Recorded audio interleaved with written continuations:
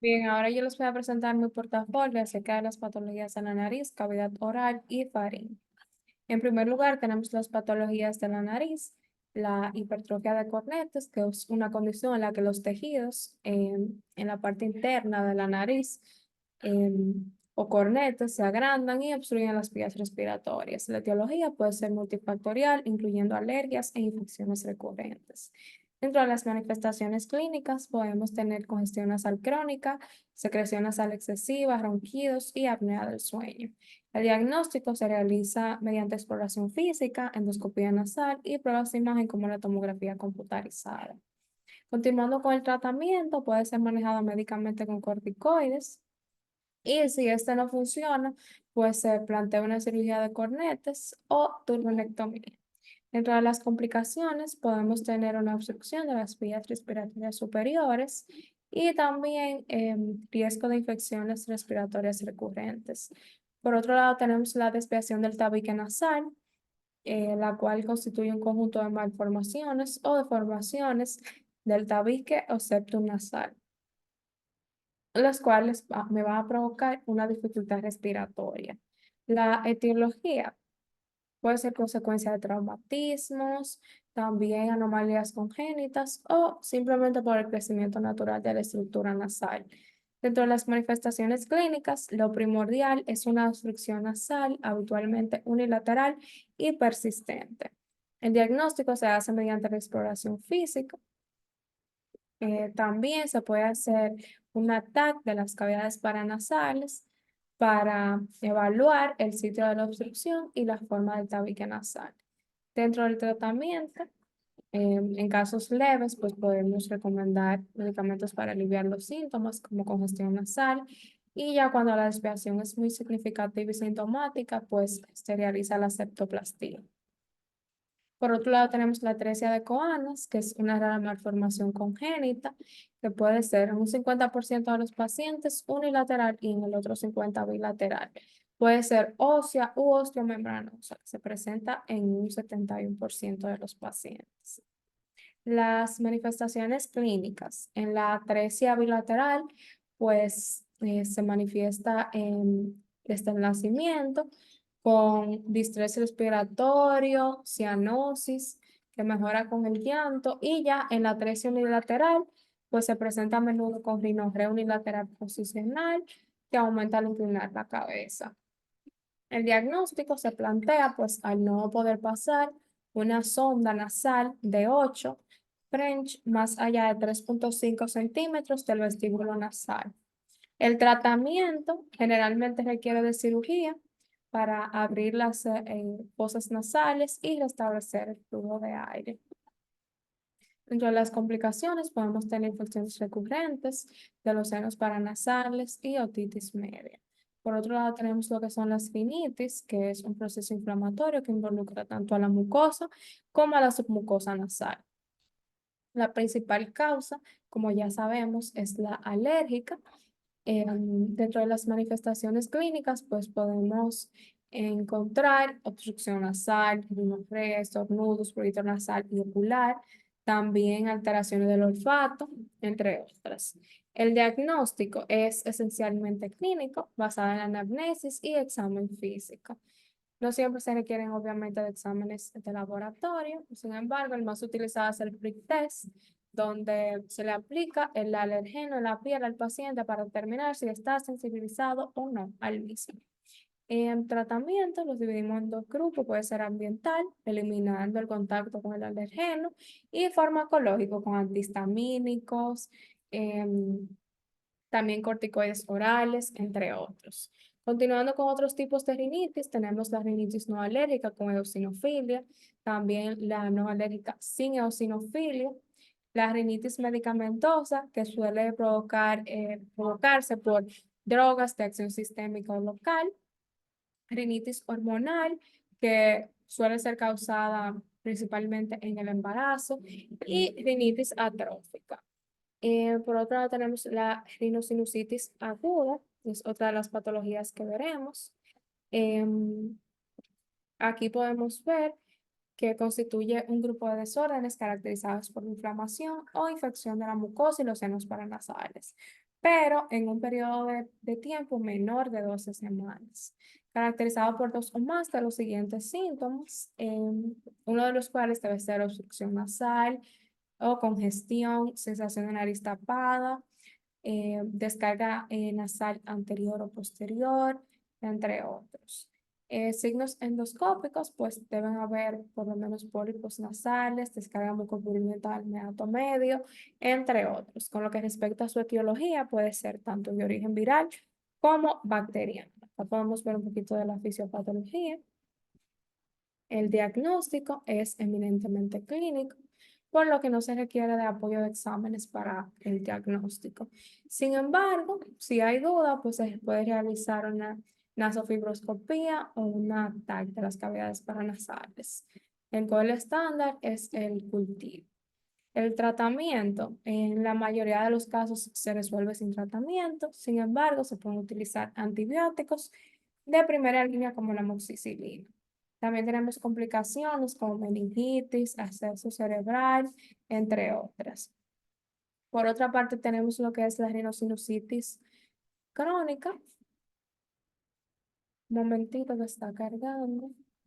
Ok, entonces, lo mismo que la anterior, inflamación persistente y sintomática de la mucosa, de la nariz y cavidades paranasales, pero aquí hay una variación en el periodo de tiempo. Este debe ser más de 12 semanas. Las más comunes, pues, es la rhinosinusitis crónica con pólipos y sin pólipos. También tenemos acá otros tipos, como la infecciosa, fúngica, alérgica, entre otros.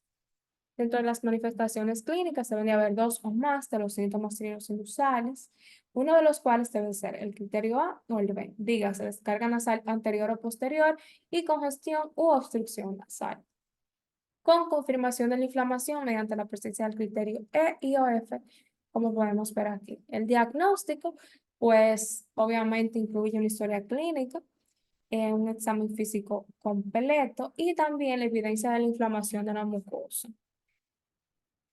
También se puede hacer radiografía de cavidades paranasales, aunque realmente no se considera útil en este caso.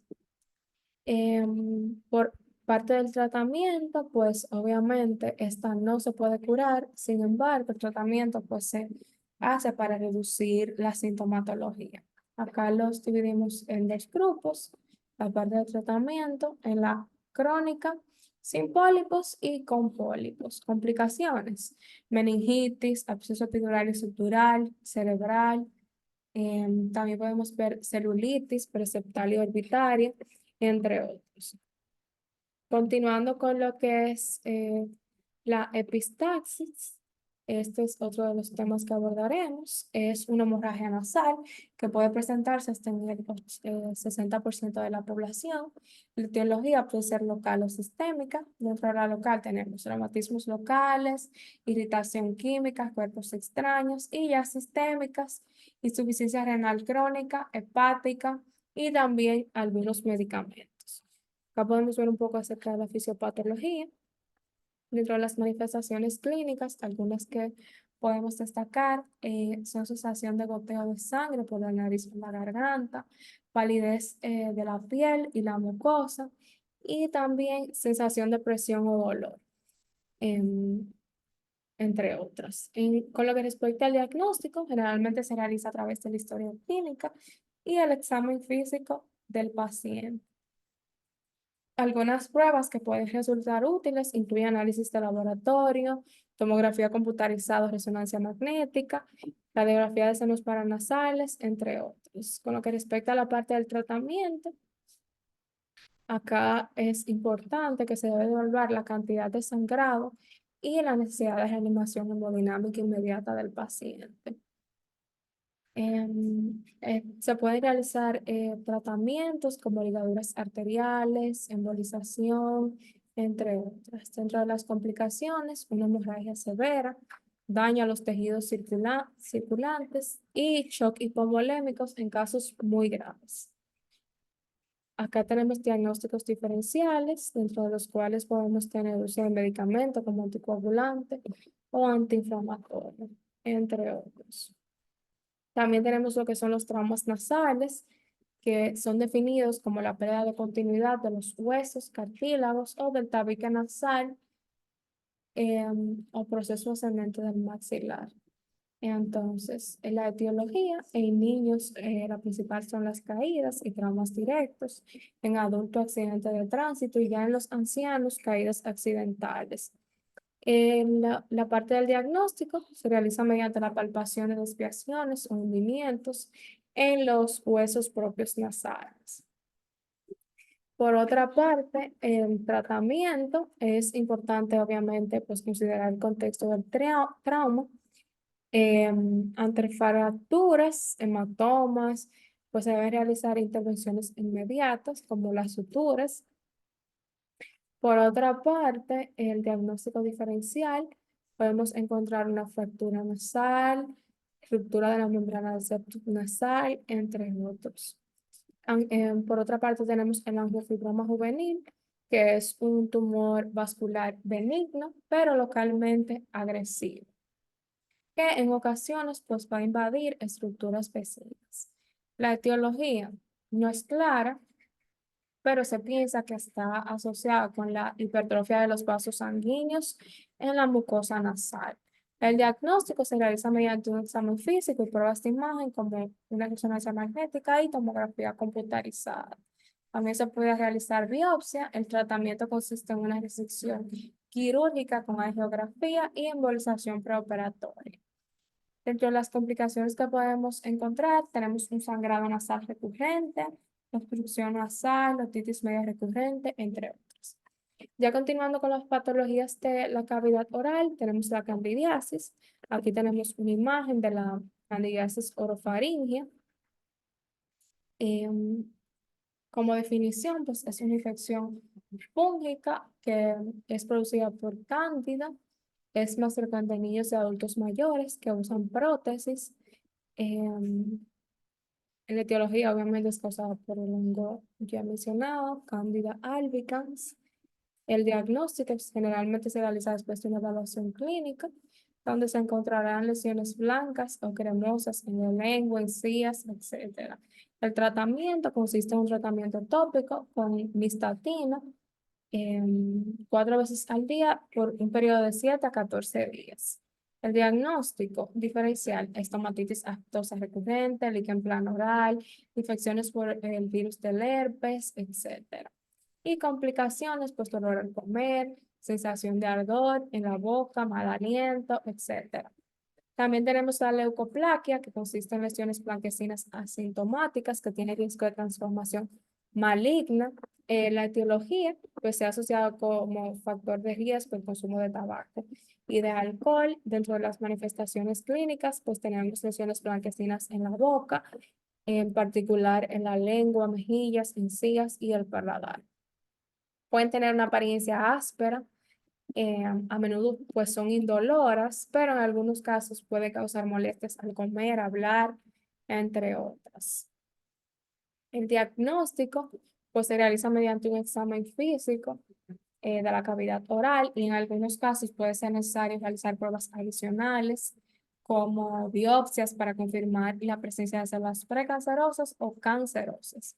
El tratamiento pues va a depender de la causa subyacente y de la gravedad de la afección, pero consiste obviamente en la eliminación de la causa subyacente. En caso que el paciente fuma o consume tabaco, pues que lo deje, y medicamentos tópicos como corticosteroides.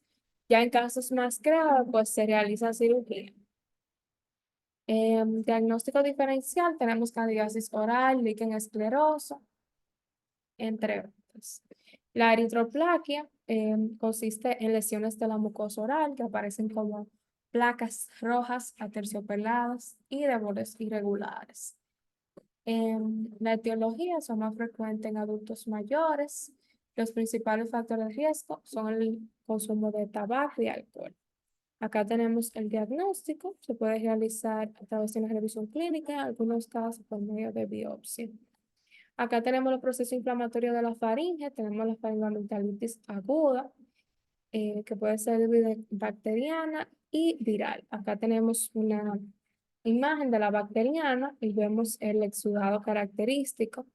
Es un proceso agudo, febril, con inflamación de la mucosa de las amígdalas y usualmente del 70 al 80% estos casos pues son de etiología viral, incluyendo el virus del Epstein-Barr, citomegalovirus, entre otros. Entre las manifestaciones clínicas, la bacteriana, pues que usa con odinofagia de inicio brusco, fiebre, síntomas generales. Mientras que la viral, pues inicia con un cuadro catarral, con coriza, congestión nasal, disfonía, etcétera. Y también tenemos la mononucleosis infecciosa, que es de origen viral, se presenta con odinofagia, fiebre, entre otros. El diagnóstico es clínico. Sin embargo, para confirmar la etiología, pues se requiere de un cultivo faríngeo o un test PAC, que es de detección rápida. Los de etiología viral solo van a requerir un tratamiento sintomático con analgesia y antipiréticos, y ya los de bacteriana, faringoamigdalitis bacteriana, pues van a tener otro tratamiento con penicilina, clindamicina, entre otros. Dentro de las complicaciones, en la faringoamigdalitis viral, pues podemos tener infecciones bacterianas secundarias, abscesos periamigdalinos, entre otros. Y ya en la faringoamigdalitis bacteriana, pues tenemos unas complicaciones locales como el flemón y exceso periamigdalino, otitis media aguda. Y en las sistémicas podemos tener como supurativa la sepsis. Y no supurativa, fiebre traumática, artritis reactiva, entre otros. También tenemos las mononucleosis infecciosas, que podemos ver en la imagen, que es, como ya dije anteriormente, una amigdalitis de origen viral. Y se presenta en la mayoría de los casos, se produce por el virus del Epstein-Barr. Manifestaciones clínicas que podemos encontrar: odinofagia, fiebre, amígdalas con o sin exudado, adenopatías cervicales. Un signo clínico muy importante que nos orienta a ese diagnóstico es un exantema maculopapular tras el inicio del tratamiento con aminopenicilinas. Acá podemos ver el diagnóstico, cómo se hace, el tratamiento pues es sintomático. También tenemos la difteria, una infección aguda causada por la bacteria Trinibacterium diphtheriae, y que puede producir una toxina y que puede causar daño en diversos órganos del cuerpo. Acá podemos ver la etiología, manifestaciones clínicas como dolor de garganta, dificultad para tragar, y también una formación de una membrana grisácea en la garganta que es muy característica. También tenemos la tonsilolitiasis, también conocida como cálculos ambientalinos. Esta se asocia con una acumulación de restos de alimentos, células muertas y bacterias en las criptas de las amígdalas. Puede causar manifestaciones como mal aliento, dolor de garganta, dificultad para tragar, entre otras. Otras patologías que tomamos en cuenta en ese portafolio, pero que no podemos desarrollar por cuestión de tiempo. Tenemos la angina de Claude-Vincent, herpangina, hipertrofia de adenoides y de amígdalas. También esto es todo. Acá está nuestra referencia bibliográfica. Muchas gracias.